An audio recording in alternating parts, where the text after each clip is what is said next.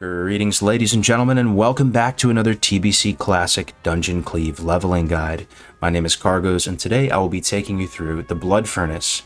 Now, the aim of this video series is to help supplement and support our 60 to 70 Dungeon Cleave leveling guide published over at restedxp.com.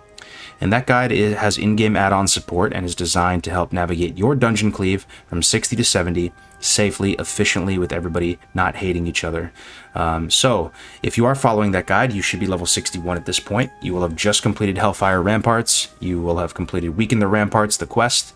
You will have picked up the ominous note off the last boss, Hearth back to Thrallmar, have picked up the 2 follow-ups, and you're ready to pump out some Blood Furnace. 2 dungeon quests in hand. So, to get the Blood Furnace, you're going to navigate to this side of Hellfire Citadel, the southern side. At the end of this wall here, you're going to see a wooden staircase that leads up to this wall. You're going to ride along the entirety of this wall, and you will see Blood Furnace right here. So, let's zone in and get started. Moving up to the first pack here of 2 Laughing Skull Enforcers. Now, this strategy is going to work for both melee cleaves and spell cleaves, and I would recommend you do one run, get a sense of the ebb and flow of damage, and then you can really tailor your strategy even more. But anyway, these Laughing Skull Enforcers are the basic infantry unit in this dungeon. They're the lowest power creep, they're the least threatening unit. They have a basic shield slam and a budget heroic strike ability called Strike. First pull, going to recommend for this area is to take these 2 melee mobs, these 2 enforcers, and bring them over to this caster group. You can chuck a interrupt, a shock, whatever, at one at the left or right pack and have them condense here on top of each other and then just cleave them all down together. These adepts are pretty threatening, actually. They're one of the more threatening mobs in the dungeon, and that's because they have a thrash mechanic, so you don't want to get too fancy with mobs with thrash. At this point, since the beginning of the dungeon, pop your on-use trinket, pop your cooldowns, and take care of them as quickly as possible. That's pull number 1. Pull number 2, we're looking left here. We are going to pull these 2 melee mobs in the back line to the caster group. The reason why you wouldn't do it the other way around, or maybe pull them back all the way here, it would just take too much time. They have thrash. There's not a great LOS object that you can leverage to get them to all stack up nicely. So pull the back line on top of the caster group, take them out. Should be pretty easy. That is pull number 2. So now we're going to push up this staircase. I would assume that there's going to be a stealth on the stairs. There isn't always. Some dungeon IDs don't have one, but assume there's going to be one. I've never seen 2 on the staircase, but it's pretty common to get 1. Those rogues, by the way, have a couple abilities. They have the whole little rogue wombo combo. They have some kind of expose armor, so they hit really hard on cloth. They have a kidney shot. They have a slice and dice. They apply poisons, and if you are really not expecting them, they can absolutely kill your healer or one of your backline if you're not paying attention. So maybe just run back and forth on this staircase. Assume there's one here. If you have a hunter, throw a flare up. Maybe rank 1 blizzard a couple spots. Whatever you have to try and fish that stealthy out. They also respawn. If you do wipe and come back into the dungeon, keep in mind that these things do respawn pretty quickly. Moving to the top of the staircase. If you aggro that stealth mob right at the top, you could consider just doing this whole group in 1 pull. That's really on you. But yes, I would say pull 3. I'm going to count this as pull 3. Is just doing these 2 stealth with these 2 enforcers right here. Now we have these 2 hips here on the left and hip on the right. And what you can do is you can now fish these groups of mobs back here. So we've done 3 pulls so far. My recommendation is to wait for this warlock to pat to right about in this range, and then pull him with this pack on the right behind one of the left or right ribs. I know you might have ants in your pants, you want to pump, it's launch week. Just wait a few seconds for the warlock to come back. He only patrols right up to there, and you don't want it to get sloppy pulling 1, 2, 3, 4, 5, 6 thrash mobs back into a choke. It could end up bad for you. But maybe after the first run you realize you can handle it and you can do this entire room in 1 pull. So that is pull number 4. Moving on to pull number 5, I would do the exact same thing over here. Fish these 6 mobs back behind this left rib and take care of them. At this point in time, you should have your on-use cooldown, your trinkets, all that stuff back up again. I would go ahead and pop those again 1 more time. So you should be 2 on-uses in. The imps aren't that threatening, by the way. Low hit points to a little firebolt. Nothing too scary. These Laughing Skull Legionnaires, medium threat level. They have an enrage. They do at low health. So I guess you could consider saving something in the tank, maybe a shadow burn or something when they get low. Polish them off, but it's not too bad. Recommend for pull number, what was this, pull number 6, right? Pull number 6, I'd do these 2 mobs with these mobs in the back as well. So this is pull number 6. So moving into this room now. I would wait for this warlock to come all the way right. This is pull number 7, right? All the way right, and then I would pull the warlock with these 3 mobs. And I know it's a pain in the butt, but I would just hang back here and just stand fast as a group, wait for him to come a bit out, and then take care of him together. You could run on top of them, but people could misposition and then pull all of this, and then that's Wipe City right there.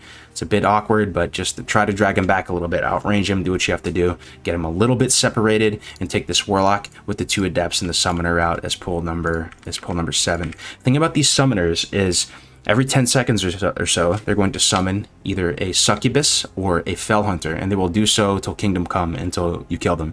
So if you do have a loose priority system and you want to mark one skull, probably advise to kill the skull first.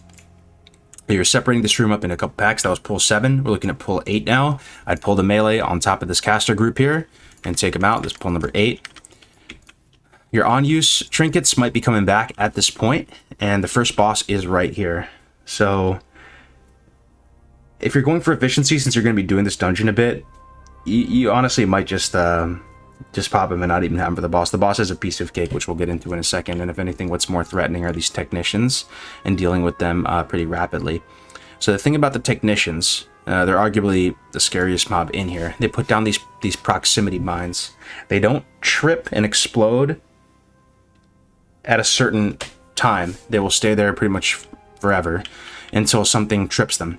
You can trip them with Eye of Kilrog. You can have a mage with Fire Ward walk on top of them, and that'll stem a lot of the damage. You can disarm them if you're a rogue, if you're quick enough, but I honestly wouldn't recommend that.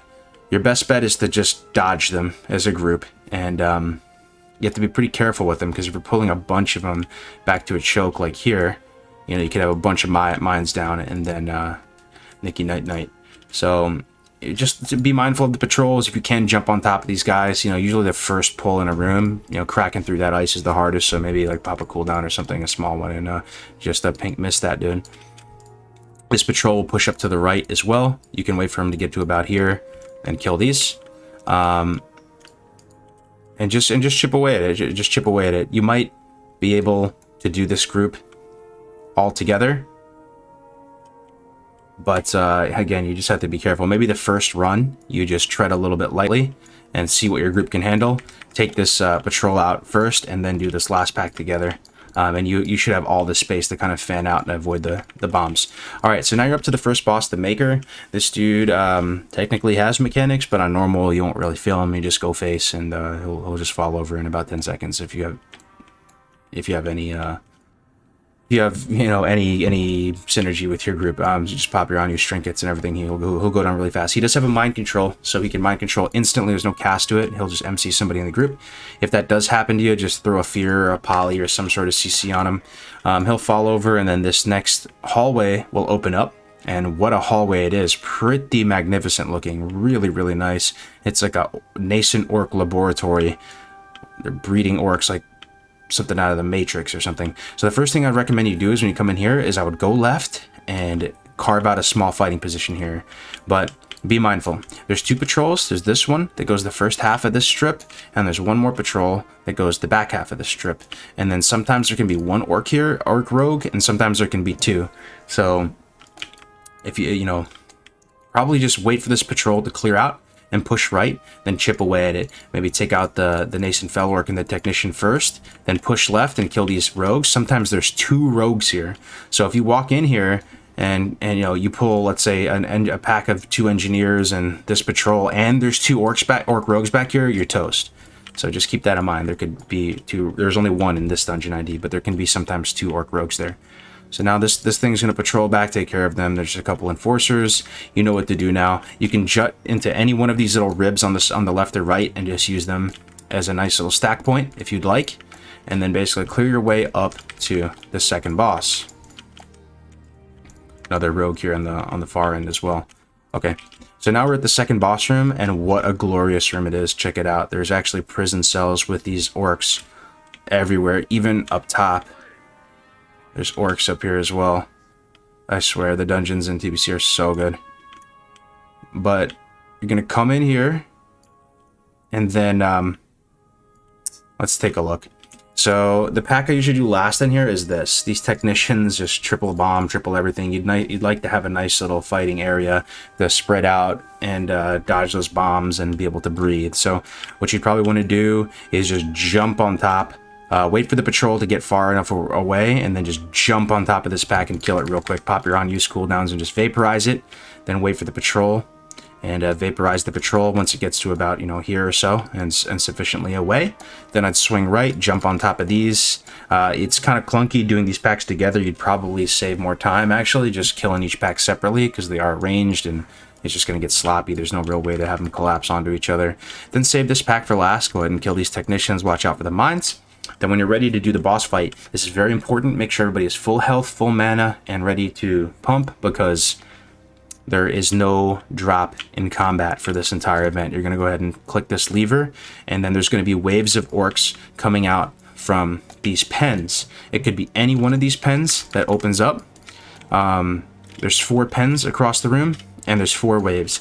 Each subsequent wave will have 1 more elite and 1 less non-elite. So it'll be the same number of mobs, but it will get progressively harder. But it's not too bad.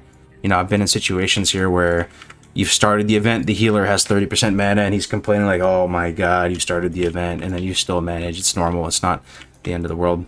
So then once all those waves are done, this guy, this Squidward-looking guy, Brogok, is going to come out. He's going to push out into this room, and you're going to fight him out here. He's really easy. He has low health points. He does put a poison cloud on the ground, so be mindful of that. But honestly, you just go phase, pop your coolies, and he will most likely die. You can skip this pack on the left. You don't need to kill it unless you want to get the chest. And then here is probably the scariest mob in the dungeon. Actually, the Annihilators are. There's brutes, and there are Annihilators. Yeah, the Annihilators pump.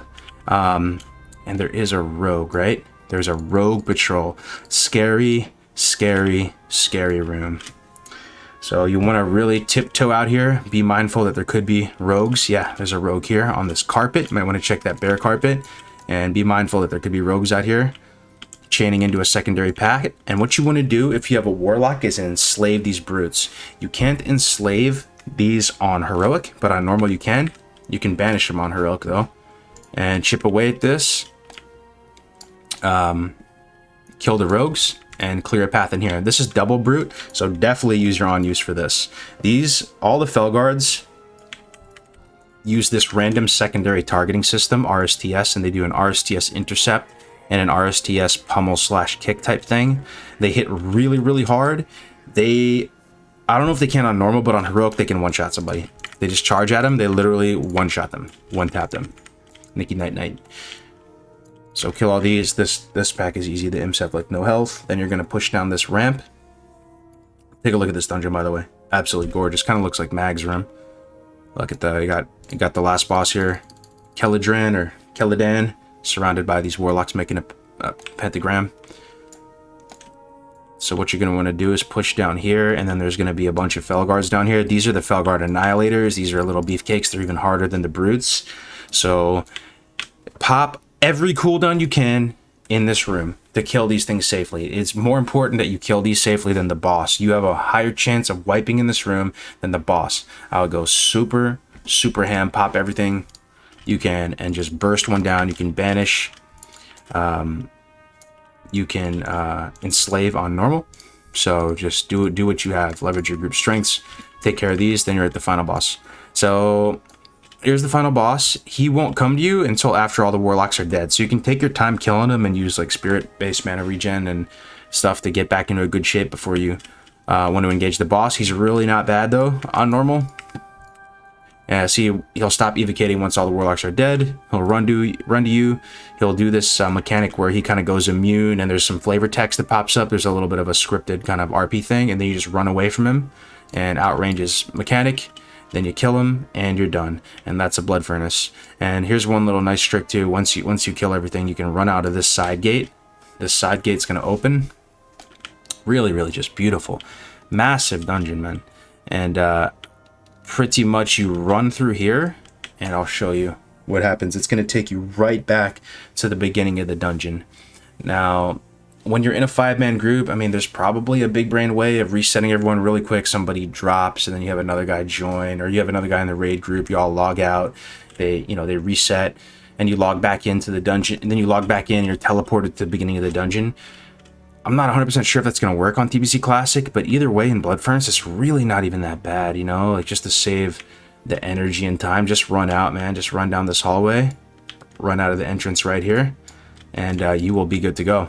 So I hope you guys enjoyed it. The next dungeon up that I'll be doing is Slave Pens, because that's the next one up in the Dungeon Cleave guide. I hope you enjoyed it. If you want to level with friends, like, and not even worried about the efficiency side, if you just want to level with 4 of your buddies and do dungeons and stick together and have an efficient route that's going to get you there, I really believe in this route. It's something I put a lot of time into these past couple weeks here. So check it out, man. restedxp.com, Tactics Law, Tommy Salami, Brandung, Zarant, good friends of mine, great people, and we're working on this project together. So I hope you enjoyed the video, guys. Comment, rate, subscribe, all that good stuff. I'm streaming over on Twitch pretty regularly, somewhat regularly, and I'll see you in the next one. All right, take it easy, guys.